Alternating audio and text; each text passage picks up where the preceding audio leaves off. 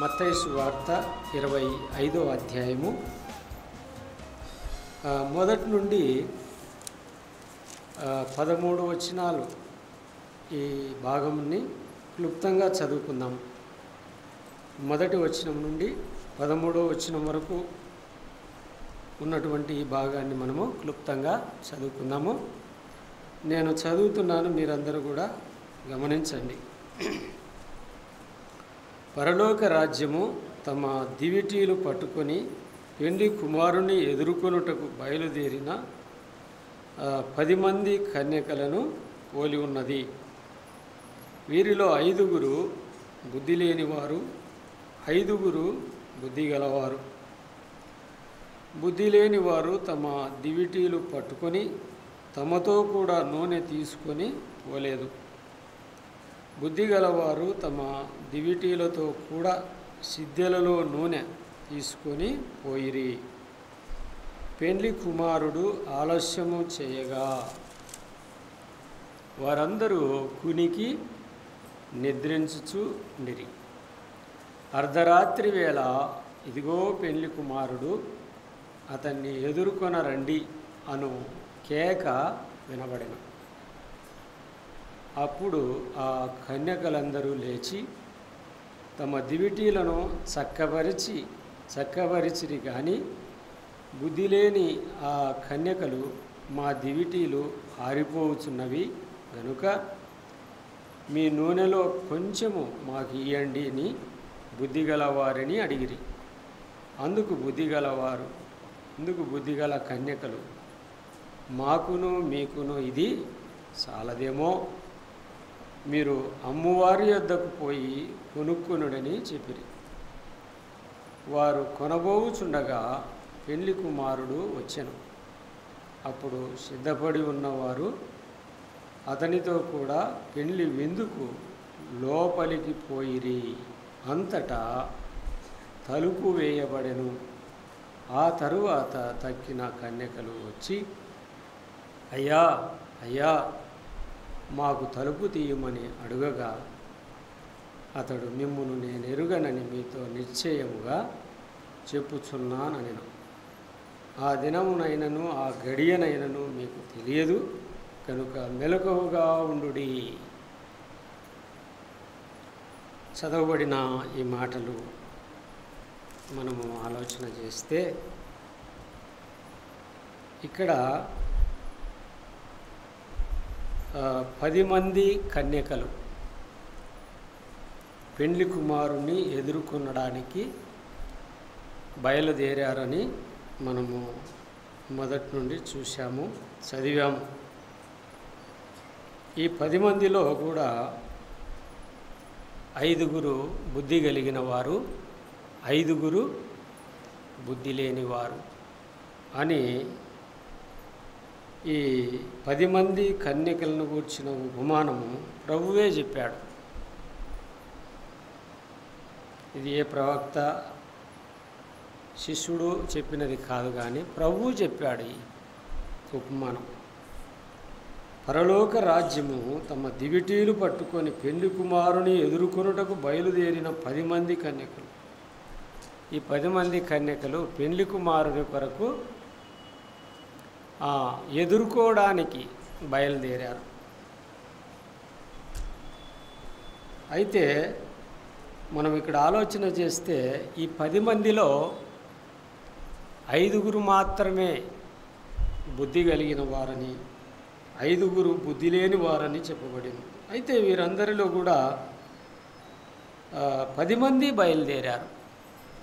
చివరికి పెండ్లి కుమారుని ఎదుర్కొనే సమయానికి 5 దగ్గర ఏమీ లేదట, నూనె లేదు కదా. 5 దగ్గర మాత్రమే నూనె ఉంది. ఆ నూనె లేని వారిని బుద్ధి లేని వారు, నిద్రామత్తులు కలిగిన వారు అని మనం చదువుకున్నాం. ఇక్కడ మనము ఆలోచన చేసినప్పుడు బుద్ధి లేని వారి దివిటీలు ఎలా ఉన్నాయట, ఆరిపోబోతున్నాయి. కారణం ఏమిటి? వారి దగ్గర నూనె లేదు. వాస్తవమే కదా. పూర్వ దినాల్లో ఇండ్లల్లో మనం దీపం పెట్టుకుంటాం. ఆ దీపంలో నూనె పోసి ఒత్తి పెట్టినప్పుడు ఆ నూనె అయిపోయేంత వరకు తెల్లవారుదులు వెలుగుతుంది. నూనె అయిపోగానే ఆరిపోతుంది. అప్పుడు కరెంటు లేని సమయాలు. అంటే దీని అర్థము, దీని పరమార్థము కూడా మనము తెలుసుకోవాలి. 5గురేమో సిద్ధెలలో నూనె నింపుకొని వెళ్ళారు. 5గురేమో తమ సిద్ధెలలో నూనె నింపుకోకుండా వెళ్ళారు. ఇక్కడ మన అంశం ఏమిటంటే, మనం చూసినప్పుడు వీరు ఎలాంటి వారంట, మనం ఆలోచన చేసినప్పుడు కన్యకలు అన్నాడు. 10 మంది కన్యకలు, 10 మంది కన్యకలను పోలి ఉన్నది. పరలోక రాజ్యము తమ దివిటీలు పట్టుకొని పెండ్లి కుమారుని ఎదుర్కొనుటకు బయలుదేరిన 10 మంది కన్యకలు. పెండ్లి కుమారుని ఎదుర్కోవడానికి వెళ్ళినటువంటి వారు ఎలాంటి వారట? కన్యకలు. కన్యకలు అంటే వారు పవిత్రమైన వారు అని ఆధ్యాత్మికంగా చెప్పచ్చు. ఇంకా భౌతిక పరంగా అయితే పురుషుని ఎరుగని స్త్రీ కన్యక. యెషయా గ్రంథము 7వ అధ్యాయము 14వ వచనంలో ఇలా రాయబడింది. ఏమని? ఏలనగా, ఇక్కడ మనం గమనించుదాము, 7:14 చూద్దాం. చూడండి, 7:14.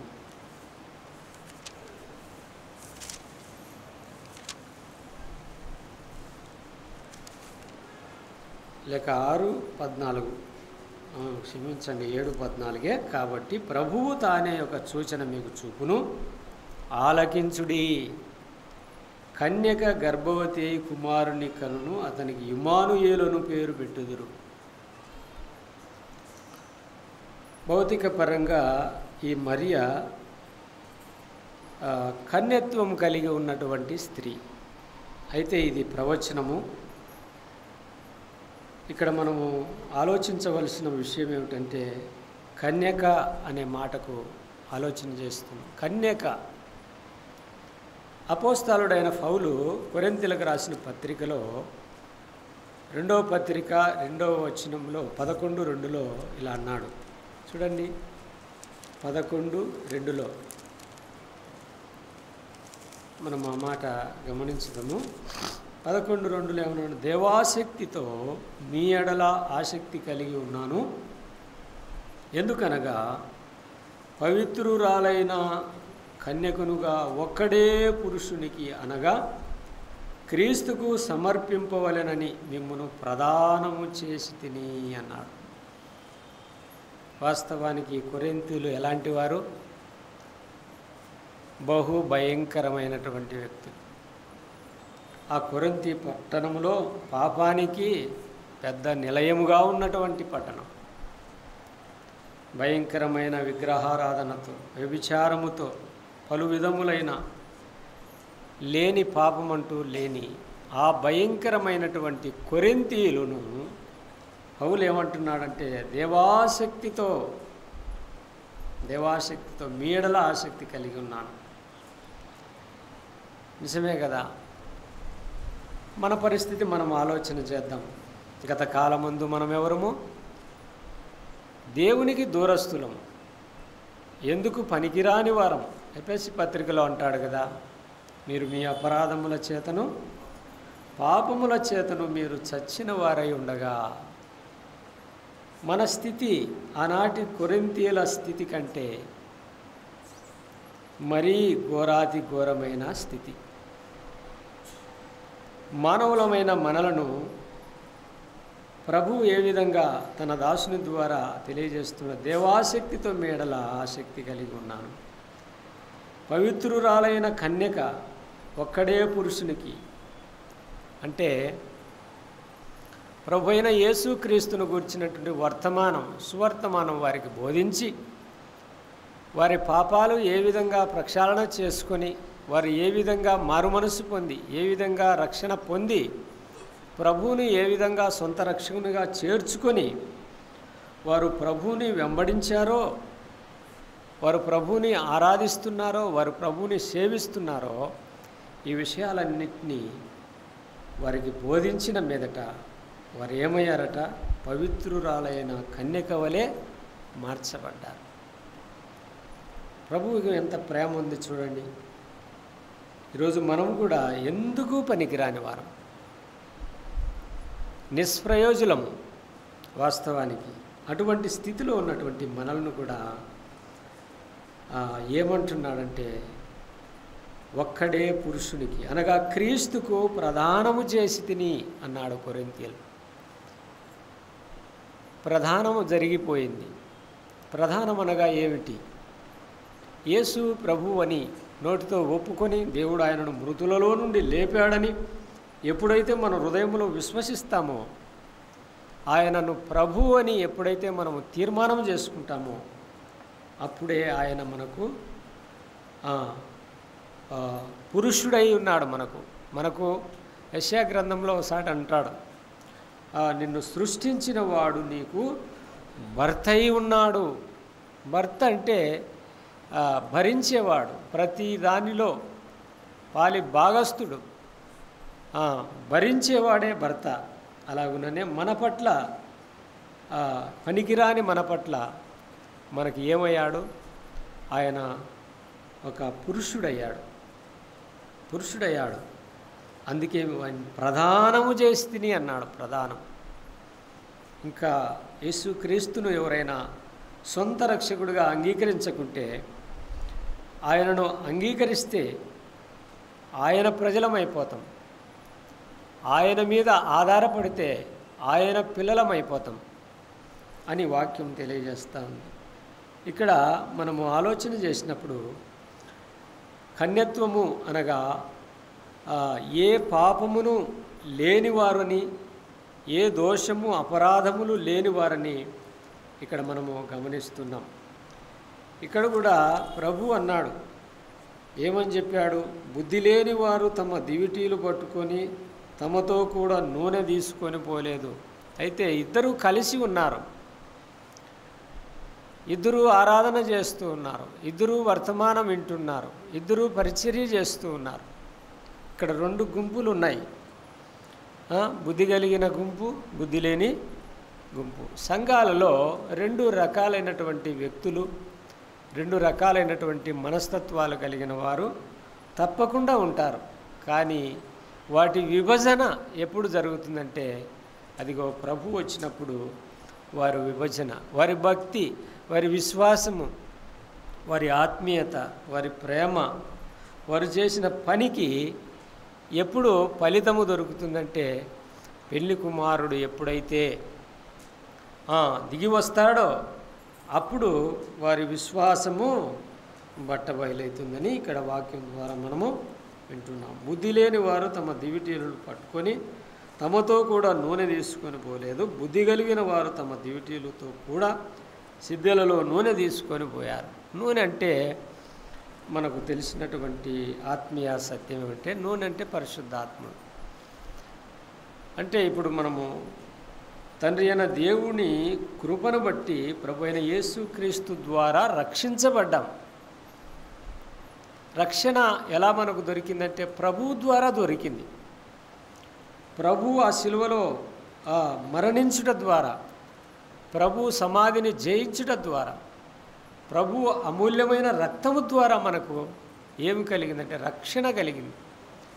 వాస్తవానికి రక్షించబడ్డాము అంటే అర్థం ఏమిటంటే, మన స్థితి, మన గతి నిత్య నాశనము, పాతాళము, అగ్నిగుండము. అందుకు నియమితులము, అందుకు నిర్ణయించబడిన వారము. అందుకోసమే మనము అక్కడ యుగయుగాలు ఆ అగ్నిలో కాలవలసినటువంటి మనం. ఎందుకు దేవుడు మనల్ని అలా విడిచిపెట్టాడంటారా? కాదు, దేవుడు విడిచిపెట్టలేదు. లోకాధికారి అయిన సాతానుడు ఆనాడు మొట్టమొదటి ఆది దంపతులైనటువంటి ఆదామవులను మోసగించుట వలన వారిని మోసగించాడు, వారికి ఉన్న మహిమను దొంగిలించాడు. ప్రభువు దేవుడు ఏం చెప్పాడు? మీరు ఈ లోకములో ఫలించండి, లోకాన్ని ఏలండి. ప్రతిదాని మీద ఏలికగా ఆదామును నియమించాడు, పాలకునిగా నియమించాడు. అయితే అవన్నీ కూడా సాతాను మాట విని పోగొట్టుకున్నాడు. పోగొట్టుకునే మీదట అదే ఏమంటారు, హెబ్రీయులకు రాసిన పత్రికలో ఒక చోట మాట ఉంది, ఆజ్ఞ అతిక్రమము పాపము, పాపము వల్ల వచ్చు జీతం మరణము. వారు పాపం చేశారు. ఎలా పాపం చేశారు? దేవుని మాట వినకపోవడమే పాపము. ఆ కారణాన్ని బట్టి మానవుడు ఏమయ్యాడంటే పాపిగా తీర్చబడ్డాడు. పాపిగా తీర్చబడిన మానవుడు పాపములోనే తన జీవనము కొనసాగిస్తూ, పాపములోనే పిల్లలను కంటూ, పాపములోనే వారిని పెంచుతూ, పాపములోనే వారిని నడిపిస్తూ ఇలా ఉండడాన్ని బట్టి మన స్థితి ఏమైందంట? పాపం వల్ల వచ్చే జీతము మరణము. మరణానికి మనము పాత్రులం, మరణానికి మనము నియమితులము. అటువంటి స్థితిలో నుండి మనను, ఆ మరణములో నుండి ఎవరు మనల్ని బయటికి తెచ్చారు? రక్తము చిందింపకుండా మానవుని యొక్క పాపానికి ఆ ప్రాయచిత్తము లేదని కూడా బైబిల్ గ్రంథంలో రాయబడింది. అలాగుననే ఏ రక్తముతో మానవునికి పాప క్షమాపణ కలుగుతుందంటే, ఆనాటి దినాలలో అంటే పూర్వం పాత నిబంధన కాలంలో ఎడ్ల యొక్కయు మేకల యొక్కయు కోడెల యొక్కయు రక్తంలో మానవుని యొక్క పాపము ప్రక్షాళన జరిగేది. యాజకుడు వచ్చి ఆ రక్తం తీసుకొని ఆ పరిశుద్ధ స్థలములోనికి వెళ్ళి వాటి మీద ప్రోక్షించడాన్ని బట్టి ఆ మానవుని యొక్క పాపము ప్రక్షాళన జరిగింది. నేడు నూతన నిబంధన కాలములో ఇవన్నీ ఏవీ లేకుండా దేవుడే మానవుడై క్రీస్తుగా భూలోకానికి వచ్చి యేసుగా పుట్టి మనుషులందరి కొరకు కలవరి శిలువలో ఆయన మరణించాడు. మరణించుట ద్వారా ఆయన మరణము మనకేమైందంట? జీవమైంది. చచ్చిపడి ఉన్న మనము, ఎన్నిక లేని మనము, దూరస్థులమైన మనము, ఇశ్రాయేలు జనాలతో సరిసమానముగా లేని మనము, ప్రభు ఏం చేశాడు? అటు ఇశ్రాయేలు ప్రజలను, ఇటు అన్యజనులమైన మనలను కూడా క్రీస్తు యొక్క బలి ద్వారా, ఆయన కలవరిలో బలి అవుట ద్వారా, దేవునికి అర్పణ అవుట ద్వారా, యాగమవుట ద్వారా మనకు ఇక్కడ ఏం దొరికింది? సమాధానము దొరికింది, రక్షణ భాగ్యము దొరికింది. రక్షణ భాగ్యము దొరికింది. అక్కడ అగ్నిగుండానికి వెళ్ళాల్సిన మనకు ఏమైందంటే క్షమాపణ దొరికింది. క్షమాపణ ఎలా దొరికింది? అది దేవుని యొక్క కృపా మహదైశ్వర్యాన్ని బట్టి మనకు దొరికింది. అది ఎలా దొరికింది? యేసు క్రీస్తు నందు మనకు దొరికింది. ఆయనలోనే. అందుకే ఇప్పుడు యేసు ప్రభు అని ఆయనను ఒప్పుకుంటే మనకు ఏం కలుగుతుంది? పాప క్షమాపణ కలుగుతుంది. దేవుడు ఆయనను మృతులలో నుండి లేపాడని హృదయంలో విశ్వసిస్తే రక్షణ కలుగుతుంది. రక్షణ కలుగుతుంది కదా. ఇదే రక్షణ అంటే. నశించవలసిన మనలను ఇప్పుడు ఏమయ్యాము? యేసు ద్వారా రక్షించబడ్డాం. అపాయములో ఉన్న మనము, శిక్షకు అర్హులమై ఉన్న మనం, ఇప్పుడు శిక్ష కొట్టివేయబడింది. ఆ శిక్ష తీసివేయబడింది. అది ఎలా అంటే దేవుని మహాకృపను బట్టి మనకు శిక్ష కొట్టివేయబడింది కనుక ఇప్పుడు మనం ఎవరు అంటే పరిశుద్ధులము, నీతిమంతులము, నిందలేని వారము, దేవుని ప్రజలము, దేవుని పిల్లలము అని వాక్యం అయితే స్పష్టంగా చెప్పింది. కానీ మన మనస్సాక్షి మనం పరీక్షించుకుంటే మనము దేవుని పిల్లలుగా ఉన్నామా, ఇంకా పాపానికి దాసులమై ఇంకా ఆ శిక్షకు దగ్గరగా ఉన్నామా అని కూడా మనము పరిశీలన చేసుకోవాలి. వాక్యం చెప్పేసింది యేసు ప్రభు అని ఒప్పుకుంటే చాలు. దేవుడు ఆయనను మృతులలో నుండి లేపాడని హృదయమందు విశ్వసిస్తే చాలు, రక్షణ కలుగుతుంది. రక్షణ ఏమిటంటే లోకం విడిస్తే, ప్రభు వస్తే అదిగో అగ్నిగుండానికి వెళ్ళకుండా, ఆ పాప ప్రపంచములో కాలకుండా, అక్కడ యుగయుగాలు యాతన పడకుండా దాని నుండి మనము తప్పించబడిన వారమయ్యాం. ఈరోజు ఇంకా అదే మనం జ్ఞాపం చేసుకుంటున్నాం. ఇంకా మనం మరణమును జ్ఞాపం చేసుకుంటూ ఉన్నాం. ఆ బంధకాలనే మనం జ్ఞాపం చేసుకుంటూ ప్రయాణం చేస్తున్నాం. ఇక్కడ బుద్ధిగల వారి యొక్క సిద్ధపాటు ఏమిటంటే నూనె తీసుకొని వెళ్ళారు. ప్రభు ఆలస్యం చేస్తే నూనె అయిపోతుందేమో అని వారు సిద్ధపడ్డారు ముందుగానే. ఈరోజు అట్టి సిద్ధపాటు మనకు కూడా ఉండాలి. ఎందుకంటే ఒక దినమున మనం విడిచిపెట్టబడితే, ఒక దినమున మనము విడిచిపెట్టబడినప్పుడు జరగబోయే ఆ పరిణామం తీవ్రమైనది. ఎందుకంటే ఆ శ్రమ దినాలు, ఆ శ్రమల కాలములో, ఆ భయంకరమైన శ్రమ దినాల్లో మనం విడిచిపెట్టబడితే భరించలేని,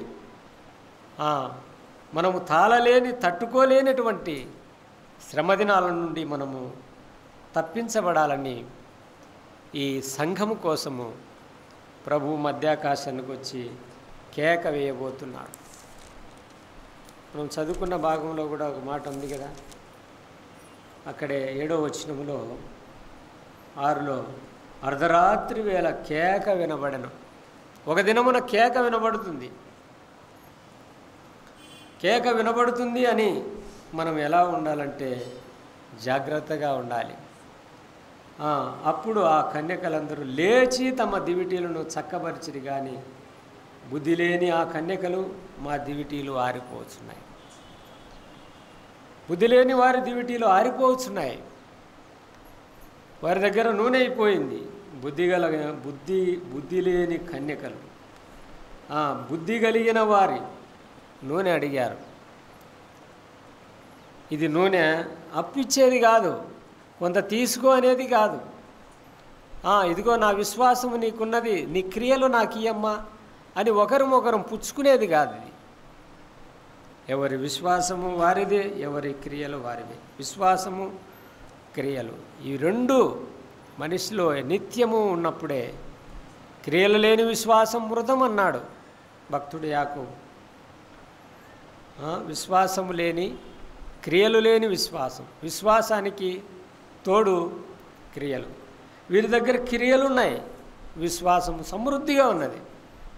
కానీ బుద్ధి లేని వారు మాత్రము వారు కునికారు, నిద్రించారు, వారు మెలకువగా లేరు.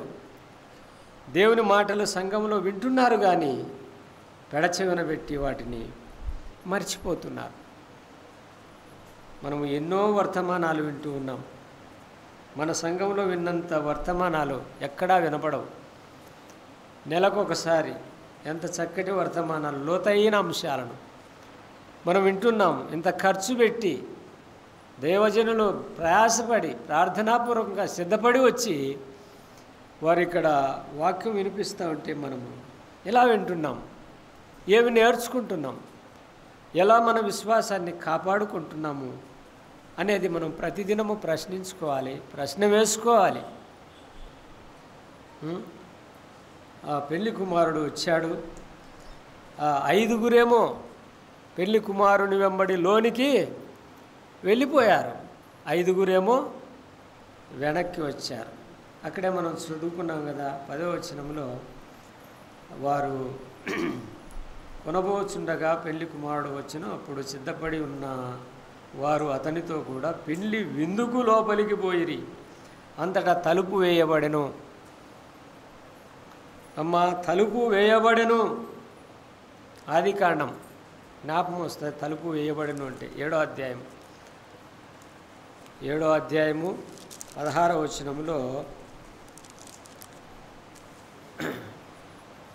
7వ అధ్యాయము 16వ వచనంలో ఒక మాట, అప్పుడు యెహోవా ఓడలో అతన్ని మూసివేసెను అనే మాట ఉంది. ఎన్నో సంవత్సరాలు నోవాహు ఓడ చేసుకుంటున్నాడు. చాలామంది నోవాహును సనుక్కున్నారు. నోవాహు పిచ్చి పట్టింది, నోవాహు వెర్రి పట్టింది, ఎన్నడూ రాని వర్షం ఎలా వస్తుంది, జలప్రళయం ఎలా వస్తుంది, ఇదంతా నోహ పిచ్చి కాకపోతే అని నోహను పిచ్చివానిగా చూశారు. అయితే ఒక దినము రానే వచ్చింది. ఆ ఓడలోనికి వారి కుటుంబ సభ్యులందరూ వెళ్ళారు. కానీ మిగతా ఎవరు కూడా ఓడలోనికి వచ్చినట్లు ఇక్కడ మనకు కనబడదు. దేవుడు ఏవైతే జతలు జతలుగా ఓడలోకి పంపాడో ఆ కుటుంబం అంతయు పంపేసి ఏం చేశాడో అతన్ని మూసివేసెను. ఒకరోజు తలుపు మూసే సమయము రాబోతా ఉన్నది. ఆలోచన చేయండి. ఎన్ని దినాలు దేవుడు చెప్పాడు, నేను చేసుకుంటున్నాను, మీరు కూడా రండి రండి రండి అని నోహ వారికి సువార్త చెప్పింటాడు. కానీ ఎవరైనా ఒక్కరైనా వచ్చినారా? ఒక్కరు కూడా రాలే. తన ముగ్గురు కుమారులు, తన ముగ్గురు కోడన్లు, నోహు భార్య, 8 మంది మాత్రమే ఓడలో నుండి రక్షించబడ్డారు. ఓడలో నుండి ఆ జలప్రళయంలో నశించకుండా, ఆ జలప్రళయంలో వారు మునిగిపోకుండా వారు కాపాడబడినారంటే అది ఏమని మనము ఆలోచించాలి? దేవుని మాటకు నోవాహు విధేయత చూపాడు. ఈరోజు మనం కూడా దేవుని వాక్యానికి విధేయత చూపుతున్నామా అంటే మనము ఆలోచన చేయాలి. విధేయులమై ఉన్నామా, అవిధేయులమై ఉన్నామా అని కూడా మనము ఆలోచన చేయాలి. తలుపు వేయబడుతుంది. తలుపు వేయబడినప్పుడు అది ఎవరు కూడా తీయలేరు. లవోదికయ సంఘముతో ప్రకటన 3వ అధ్యాయము 20వ వచనంలో తలుపు దగ్గర ఉండి ఆయన తట్టుచూ ఉన్నాడు, తలుపు తిమ్మని తట్టుచున్నాడు.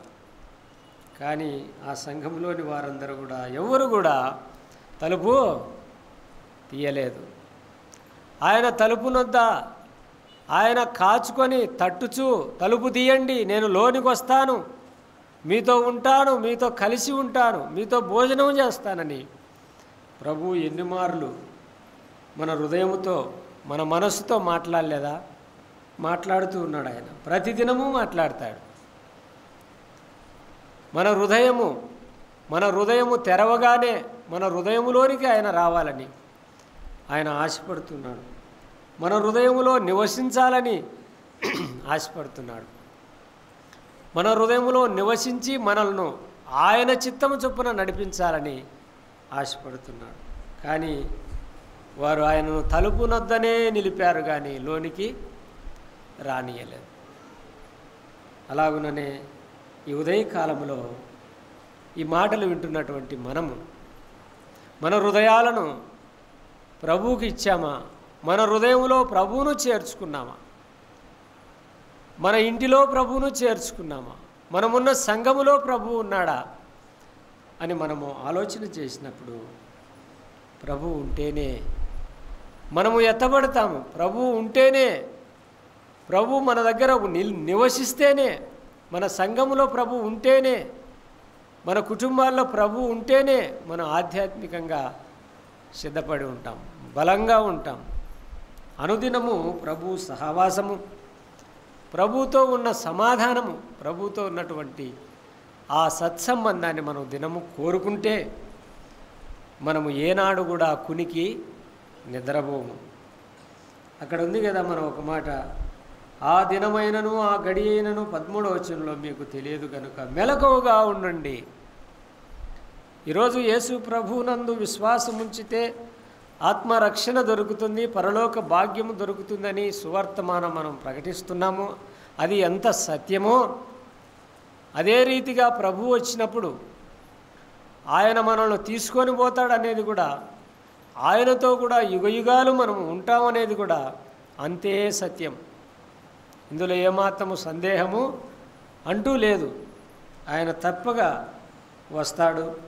ఆయన వచ్చినప్పుడు ఆయనను ఎదుర్కోవడానికి మనం ఎలా ఉండాలట? సిద్ధంగా ఉండాలట. సిద్ధంగా ప్రతి ఆదివారము ఆరాధనకు వస్తున్నాం, ఆరాధన చేస్తూ ఉన్నాం, వాక్యం వింటూ ఉన్నాం, వార కూడికలకు వస్తున్నాం, వింటూ ఉన్నాం, సువార్త చేస్తూ ఉన్నాం. కానీ మన సిద్ధెలలో నూనె లేదే. 5 విడవబడ్డారు, వారి దగ్గర నూనె లేదు. అంటే వారు ప్రభువు చిత్తానుసారంగా ఏమీ చేయలేదు. కానీ ఏదో వారిలో కలిసి అవిశ్వాసముతో వారు అడుగులేస్తూ ఉన్నారు. విశ్వాసముతో అడుగులేసిన వారు కాదు, సిద్ధపాటు కలిగి అడుగులేసిన వారు కాదు, భయం కలిగి అడుగులేసిన వారు కాదు, భక్తి కలిగి అడుగులేసిన వారు కాదు. ఏదో పోతున్నాము, వస్తున్నాము, కాసేపు వీలైతే నిద్రపోతాము, బుద్ధి పుట్టిస్తే వాక్యం వింటామని ఇలాగున వారి జీవిత కాలమంతయు కూడా ఆ సంఘములో కాలాక్షేపానికి వస్తూ పోతూ ఉండడాన్ని బట్టి చివరి దశలో, చివరి దినాన పెళ్లి కుమారుడి కేక వినబడింది, వచ్చాడు. అయితే అప్పుడు చూసుకుంటే వారి దగ్గర ఏమి లేదు, నూనె లేదు. నూనెతో నింపుకుందాం, ఆత్మవశులమై ఆత్మతో సత్యముతో ప్రభువును ఆరాధిస్తేనే ప్రభువుకు మెప్పు కలుగుతుంది. పరిశుద్ధాత్ముని నియంత్రణలో మనం లేకుండా, పరిశుద్ధాత్ముడు మనలో లేకుండా మనం ప్రభువును ఏ దినమును కూడా ఆరాధించలేము, ఆయనను మహింపరచలేము. ప్రభు అన్నాడు కదా, వీరు పెదవులతో నన్ను ఆరాధిస్తున్నారు కానీ వారి హృదయం నాకు దూరంగా ఉంది. మన మనసులు దూరంగా పెట్టుకొని, మన మనసులు లోక సంచారానికి విడిచిపెట్టి ఊరికే బాడీ మాత్రమే ఇక్కడ ప్రజెంట్గా దేవుని కనబడతా ఉందని వాక్యం హెచ్చరిస్తుంది. వీరు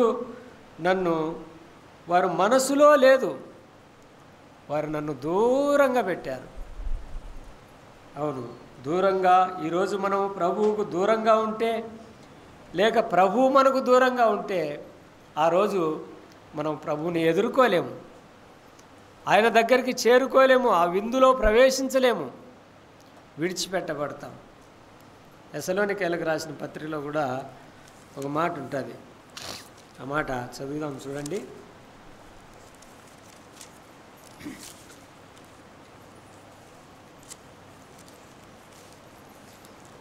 4:16 ఆర్భాటముతో ప్రధాన దూత శబ్దంతో దేవుని బూరతో పరలోకం నుండి ప్రభు దిగువచ్చును, క్రీస్తు నుండి మృతులైన వారు మొదట లేతురు, ఆ మీదట సజీవులమై నిలిచిండు మనమును వారితో కూడా ఏకముగా ప్రభును ఎదుర్కొనుటకు ఆకాశ మండలమునకు మేఘాల మీద కొనిపోకూడదు. కాగా మనము సదాకాలం ప్రభుతో కూడా ఉందుము. కాబట్టి మీరు ఈ మాటల చేత ఒకరినొకడు ఆదరించుకునుడి. అంటే నిరీక్షణ లేని వారికి ఆదరించుకొనుడి.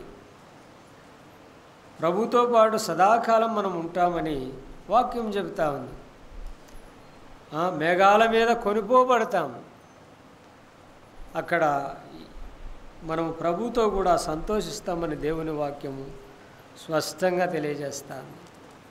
మేలుకుందాం, ఆలోచన చేద్దాం. మత్తయి సువార్త 24లో కూడా ఒక మాట ఉంది, 42లో, కావున ఏ దినమున మీ ప్రభువు వచ్చునో మీకు తెలియదు గనుక మెలకువగా ఉండండి.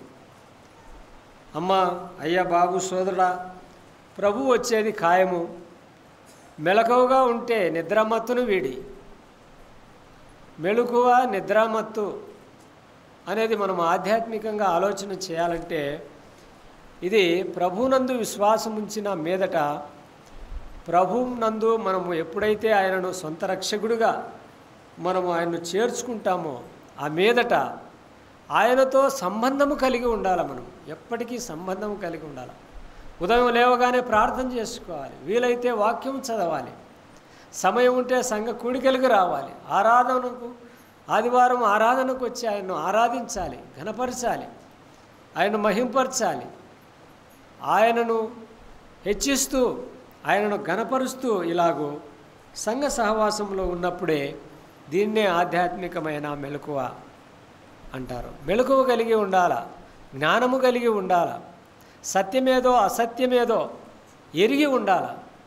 చాలామంది అనేక సంవత్సరాల నుండి సంఘాల్లో ఉండి కూడా ఎవరి మాటలో విని దూర ప్రాంతాలకు వెళ్ళి దేవుళ్ళు కాని వాటి మీద మనస్సుంచి అలా వెళ్ళి వారు దేవునికి రావాల్సిన మహిమను అక్కడ దుర్వినియోగం చేసి వస్తున్నారు.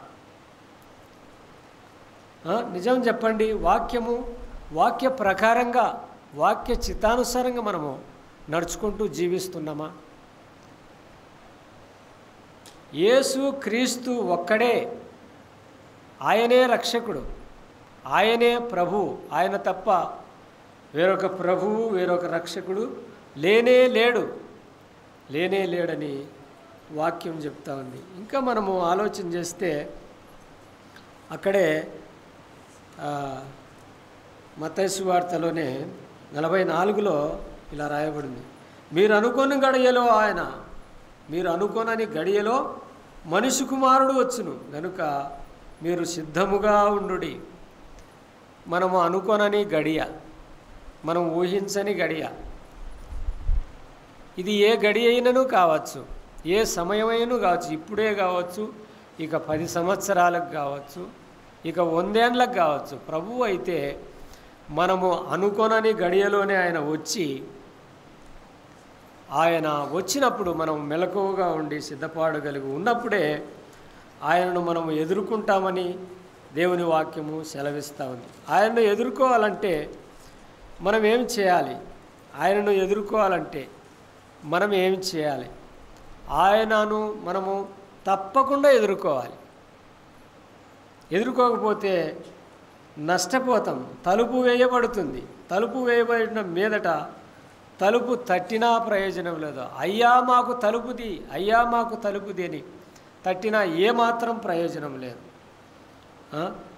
గనుక ప్రభు చెప్పాడు కదా, మీరు అడుగుడి మీకు ఇవ్వబడును, తట్టుడి మీకు తెరవబడును.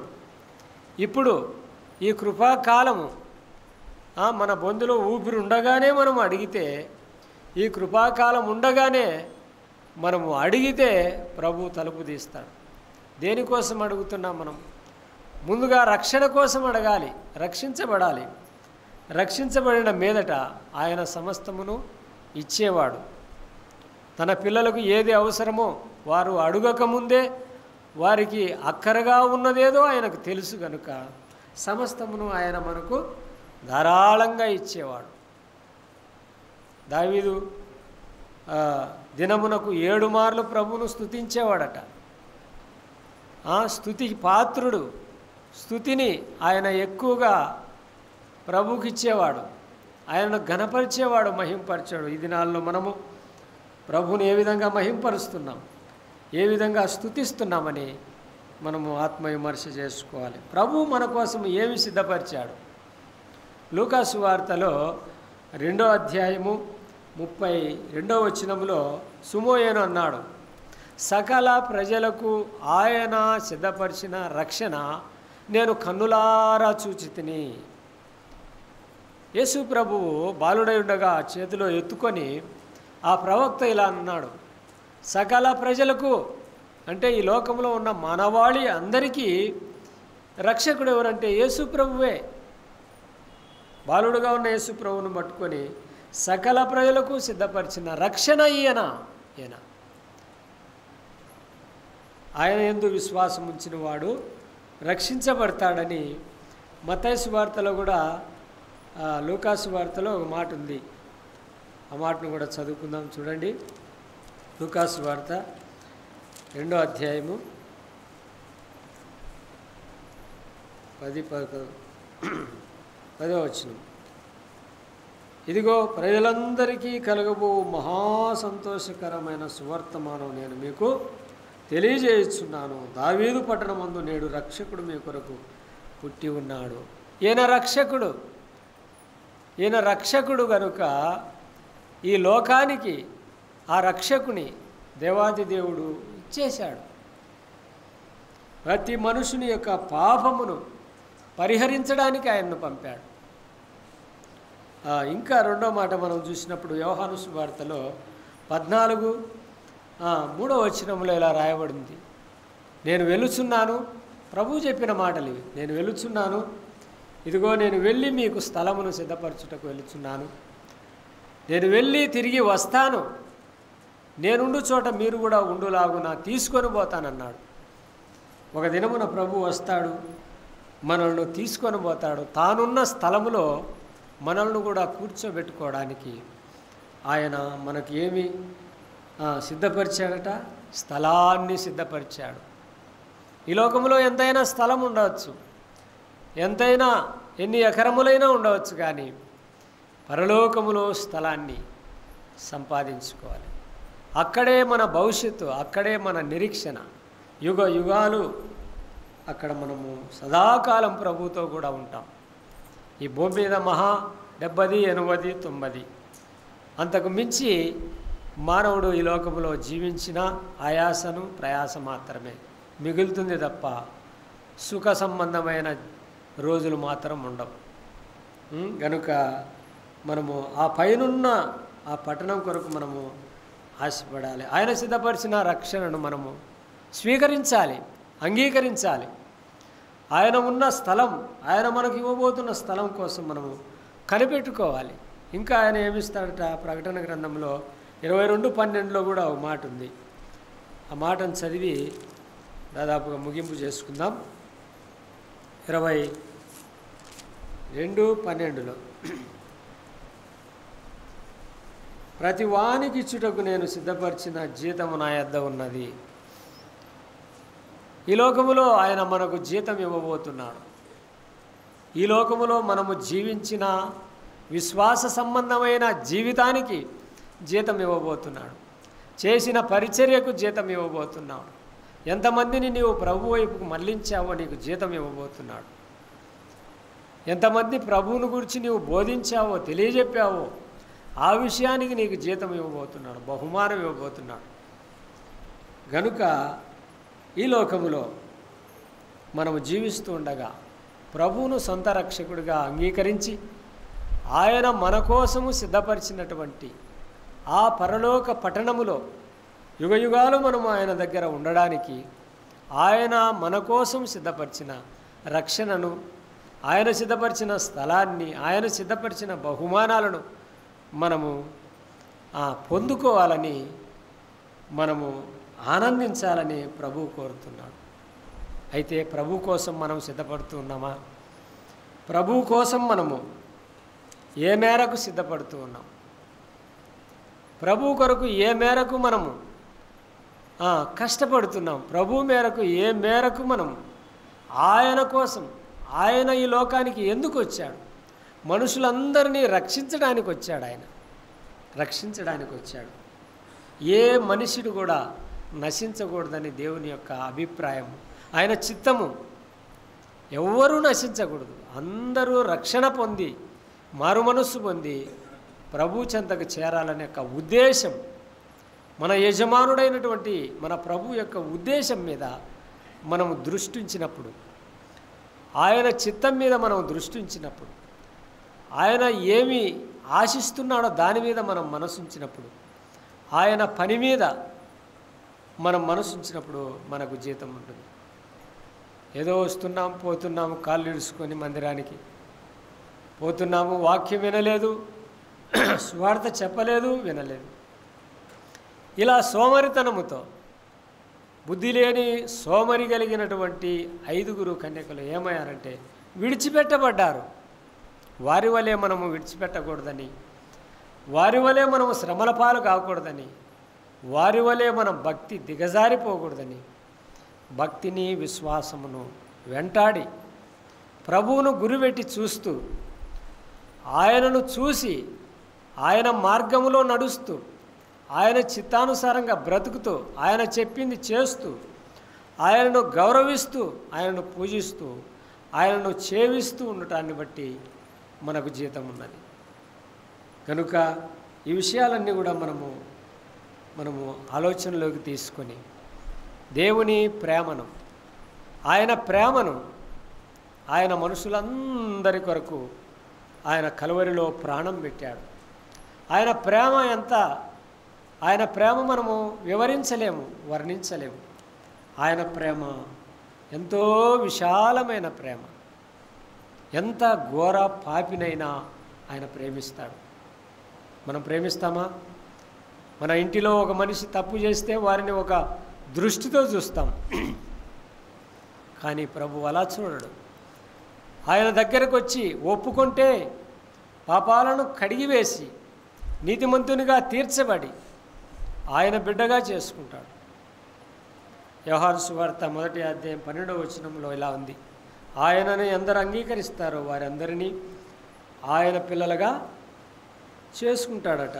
ఆయన పిల్లలుగా చేసుకుంటాడట. ఈరోజు ఆయన పిల్లలుగా ఒక్కరైనను ఇంకా ఎవరైనా ప్రభువునందు విశ్వాసం ఉంచకుంటే ఆయన పిల్లలుగా తీర్చబడి ఆయన రాజ్యములోనికి వారసులు కావాలని ప్రేమపూర్వకంగా తెలియజేస్తున్నాం. యోహాను సువార్త 1:12లో తన్ను ఎందరు అంగీకరించిరో వారందరికీ అనగా తన నామమందు విశ్వాసముంచిన వారికి దేవుని పిల్లలగుటకు అధికారము ఇచ్చెను. అధికారం చూడండి, అధికారము అనుగ్రహించెను. అధికారం ఎంత అధికారం ఇచ్చాడు చూడండి. దేవుని పిల్లలమని అధికారము అనుగ్రహించెను. ఎలా? ఇంకా అమ్మ ఎవరైనా దేవుని పిల్లలుగా తీర్చబడలేదా? ప్రభువును సొంత రక్షకుడిగా నీ హృదయంలో స్థానం ఇవ్వకుండా, చోటు ఇవ్వకుండా, లోక సంబంధంగా పాప సంబంధంగా బ్రతుకుతూ దేవునికి స్థలం ఇవ్వకుండా, దేవునికి చోటు ఇవ్వకుండా మనము బ్రతుకుతూ ఉంటే ఈ జీవితము అనే దానికి సార్థకత అనేది ఉండదు. బుద్ధి లేని వారు, బుద్ధి కలిగిన వారు కలిసి ఉన్నారు, కానీ ఒక దినమున వారి విశ్వాసము, వారి భక్తి, వారివన్నీ కూడా బయటపడ్డాయి. ప్రభు వచ్చినప్పుడు వారు సిద్ధపడ్డారు, వీరు సిద్ధపడలేదు. ఈరోజు మనము సిద్ధపాటు కలిగి ప్రభునందు విశ్వాసం ఉంచి ఆయన మీదే గురి కలిగి, ఆయన మీదే ఆశ కలిగి, ఆయననే ప్రేమిస్తూ ఆయన రాజ్య వ్యాప్తి కొరకు మనము మన జీవిత కాలం అంతయు మనం ఉన్నప్పుడు ఏ క్షణమో ఆయన రాకడ, ఏ క్షణమో మన పోకడ మనకు తెలియదు. గనుక ఉన్నపాటున ప్రభువా మమ్మును క్షమించుము అని ప్రభును వేడుకుంటే ప్రభువు క్షమించువాడై ఉన్నాడు. ఆయన క్షమించి మన పాపం నుండి మనల్ని విడిపించేవాడై ఉన్నాడని యోహాను తన మొదటి పత్రికలో 1వ అధ్యాయం 9వ వచనం ఉన్నాడు. మన పాపములు మనము ఒప్పుకున్న ఎడల ఆయన నమ్మదగిన వాడును, నీతిమంతుడు. కనుక ఆయన మన పాపములను క్షమించే సమస్త దుర్నీతి నుండి మనల్ని పవిత్రులుగా చేయని ఈ ఒక్క మాట అయినను మనము చెప్తే ప్రభువు క్షమిస్తాడు, ప్రభువు కనికరిస్తాడు, ప్రభువు మన్నిస్తాడు, తిరిగి యథావిధిగా తన బిడ్డగా చేర్చుకుంటాడు. గనుక ఈ ఉదయకాలపు వేళలో ప్రియమైన వారలారా, తలుపు మూయబడుతుంది. మెళుకోగలిగి ఉన్నాం, సిద్ధపాటు కలిగి ఉన్నాం, బుద్ధి కలిగిన కన్యకల వలె ఉండి ప్రభువును ఎదుర్కోవడానికి సిద్ధంగా ఉన్నప్పుడే పరలోక రాజ్యం, ఆ రాజ్యములో ఆ ఆనందము, ఆ సంతోషము, ఆ ప్రభు యొక్క ముఖకాంతి మనము చూసి ఆనందపడే రోజులు, ఆనందపడే దినాలు ప్రభు మన మునుముందు ఉంచాడు. ప్రియమైన సహోదరుడా, సహోదరి, ఇంకా రక్షణానుభవం లేకుంటే ఇదే మిక్కిలి అనుకూలమైన సమయం, ఇదే రక్షణ దినం అని నీ హృదయమందు విశ్వసించి ఆత్మరక్షణ పొంది ప్రభువును నీ హృదయంలో చేర్చుకొని, ప్రభువును నీ హృదయంలో చేర్చుకోవడానికి నువ్వు ఆహ్వానించినలా ఆయన నీ హృదయం అనే తలుపునొద్ద ఉన్నాడు. ఆయన నీలోనికి వస్తే నీకు శాంతి సమాధానము, ఆయన నీలోనికి వస్తే నీకు దీవెన ఆశీర్వాదమని వాక్యం చెబుతా ఉంది. ప్రభువును అంగీకరించి ఆత్మరక్షణ పొంది ఆ ప్రభుతో కూడా సదాకాలం ఉండాలంటే మనము మెళకువగా ఉందాం, సిద్ధపాటు కలిగి ఉందాం, ఇంకా బుద్ధి కలిగిన కన్యకల వలె ఉండి ఆయన ద్వారా బలా నమ్మకమైన దాసుడా, బలా నమ్మకమైన దాసురాలు అనే మెప్పుతో ఒక్క మెప్పైనను ఆ పరలోకములో ఆయన ద్వారా మనము పలికించుకుంటే మనము ధన్యులం. కనుక దేవుడి మాటలు దీవించునుగాక.